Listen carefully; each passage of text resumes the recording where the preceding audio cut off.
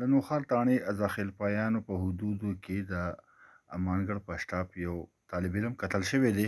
ویل کېږي داسې چې دا طالب علم په 12م کلاس کې پخو نمبر راغو او د کور خلکو دې غوښتنه وکړه چې تا نمبر ښې ایشتي دي او موږ له پارټي راکړه.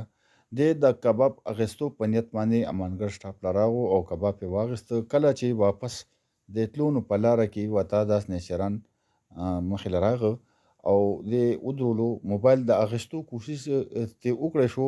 په هغې کې ده به موبایل نه ورکولو، په هغې کې ډزو شو او په ډز باندې د په سپغوز باندې ولګېدو او د هغې د لاسه د وفات کړی شو. نو د علاقې مشرانو پې ډېر د غم اظهار وکړو او په ټول امانګړ کې بلکې په ضلع نوخار کې د غم یو تیاره خوره شوې ده او ټول ورته دعاګوري او ټول غوښتنه کوي د حکومت نه چې دا ملزمان دې زر تر زره کیفې کردار ته ورسي. دې کې د پیرپیایي مشرانو هم دا غوښتنه کړې ده چې دا ملزم دې زر تر زره ګرفتاره شي او کیفې کردار ته دې ورسي.